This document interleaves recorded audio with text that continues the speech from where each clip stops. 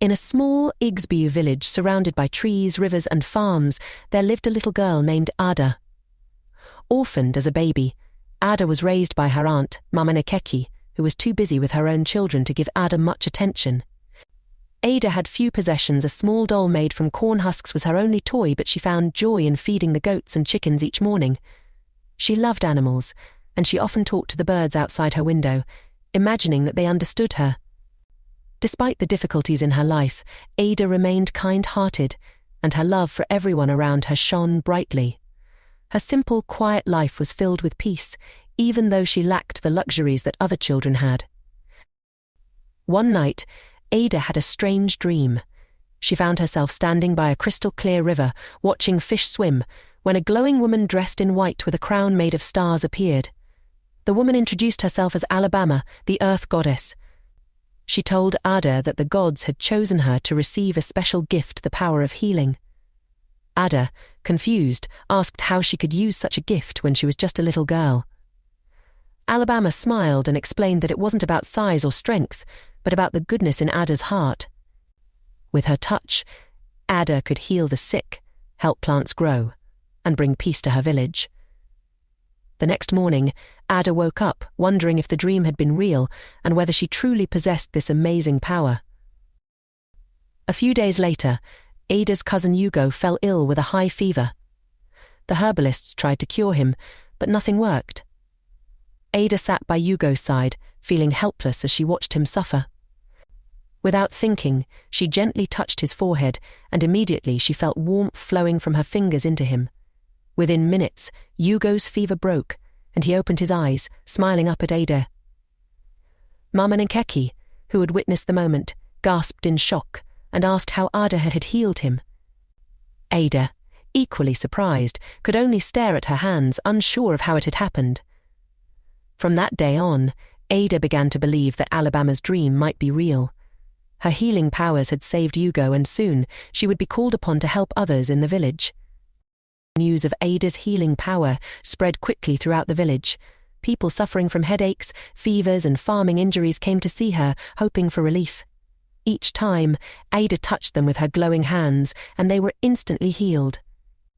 The villagers called her Ada Nwani Memo, meaning the girl touched by the gods. As a token of their gratitude, they brought Ada gifts of yams, fruits and new clothes, but Ada wasn't concerned with material things. She remained focused on helping others, finding joy in the smiles she brought to their faces. Even though she spent much of her time healing, Ada still cared for the animals and played with her doll, keeping her heart simple and full of love. One day, a royal messenger arrived from the palace, bearing grave news. King Nnamdi was very sick, and no doctor or herbalist had been able to cure him. The king's son, Prince Abina, had heard about Ada's miraculous gift and sent for her. Mama Nikeki worried that Ada, being just a little girl, might not be able to help the king, but Ada felt a sense of calm. She knew that the gods were with her. The next morning she travelled to the palace, which was large and imposing, with tall gates and guards. Prince Abina greeted her warmly but with clear worry in his eyes. He led Ada to the king's chamber, where King Nnamdi lay pale and weak. Taking a deep breath, Ada placed her glowing hands on the king's chest, and slowly his breathing steadied, and colour returned to his face. King Nnamdi recovered fully within a few days, and the palace was filled with joy. In gratitude for saving his life, the king summoned Ada to the royal hall. There, he offered her anything she wished, as a reward for her incredible kindness. Ada thought for a moment and realized that she didn't need much. She asked only for peace in her village and for everyone to have enough food and good health.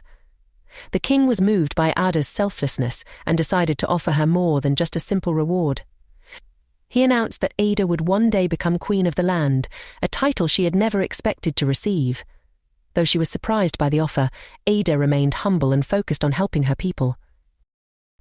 After being named the future queen, Ada stayed at the palace to learn everything she would need to know to rule. Her lessons were difficult, covering history, leadership and conflict resolution, but Ada never lost sight of her purpose. She remembered that her gift of healing was meant to serve others, not for personal gain. Each evening after her lessons, Ada would go to the palace gardens and sit under a large iroko tree, thinking about her village and the animals she had cared for. Though the palace was grand, Ada still longed for the simple life she had known. She remained kind and humble, treating everyone with respect, from the palace servants to the farmers in the fields. One day, while Ada was studying in the palace, she received terrible news from her village. A strange sickness had spread, and many people were falling ill, including Mama and Kiki. The herbalists had tried their best, but nothing worked. Ada's heart sank, knowing that she needed to return home to help. She told the king, who sent a royal carriage to take her back to the village. When Ada arrived, she found the streets deserted, and a heavy silence hung in the air. The villagers were too sick to work, and the farms were dying. Ada rushed to her aunt's house, where she found Mama Nikeki lying weak and coughing. Ada placed her glowing hands on her aunt's chest, and soon Mama Nikeki's breathing steadied, and her strength returned. Ada knew that there were many more people in the village who needed her help. She went from house to house, healing everyone she could find. By the end of the day, the village was alive again, with people up and moving around, grateful for Ada's kindness. As she was leaving one house, an old village wise woman named Nekem called Ada over. Nekem warned Ada that the sickness was not a natural illness, it was caused by an evil spirit that wanted to destroy the village. Nekem explained that because Ada had the power of healing, the spirit would try to stop her. Ada felt a chill run down her spine, but she knew she couldn't let fear stop her from helping her people. Neng told Ada that she must find the source of the sickness and defeat the spirit. Ada decided to journey to the sacred forest, where it was said that the gods would speak to those who sought their guidance. Before leaving, she visited the village shrine and offered prayers to Alabama, the earth goddess, asking for strength and wisdom. The next morning, Ada set off on her journey through the overgrown path leading into the forest. The deeper she went, the cooler the air became, and soon the sunlight faded behind the tall trees. Despite the eerie silence, Ada was not afraid. She trusted that the gods were watching over her. After hours of walking, Ada reached the center of the sacred forest, where she found a large stone altar surrounded by ancient trees. Kneeling before the altar, she asked for Alabama's help. A gentle breeze blew through the trees, and the voice of the goddess spoke to Ada once again. Alabama told Ada that she would need to find a special herb that grew deep in the forest. This herb would allow her to create a potion that could drive away the evil spirit causing the sickness. With renewed determination, Ada searched the forest, and after hours of looking, she found a small plant with bright blue flowers growing beneath a large tree. She picked the herb carefully and returned to the village, where Nenkem helped her prepare the potion. The mixture bubbled in a clay pot, glowing with a faint blue light. Nenkem warned Ada that while the potion would help her face the spirit, she would still need to be brave. That night, Ada went to the center of the village, where the sickness had first begun. She poured the glowing blue potion onto the ground, and immediately the air grew cold. A dark shadow appeared before her, swirling in the air like smoke. The evil spirit had come. It hissed at Ada, telling her that she could not stop it and that the village would continue to suffer.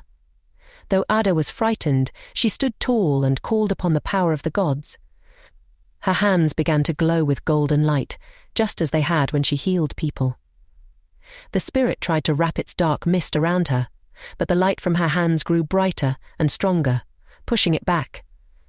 With one final scream, the spirit vanished into the night. The next morning, the village was filled with joy. The sickness had completely disappeared, and everyone was healthy again. The villagers danced and sang songs of praise for Ada, who had saved them from the evil spirit. Though she had faced many challenges, Ada knew that her journey was far from over. She would continue to use her gift to help others, just as the goddess Alabama had told her. In time, Ada grew into a wise and strong young woman. When King Namdi passed away, she took her place as queen, ruling with kindness and fairness. Even as queen, Ada never forgot where she came from. She visited her village often and continued to help those in need, remaining humble and kind as she brought peace and happiness to her people.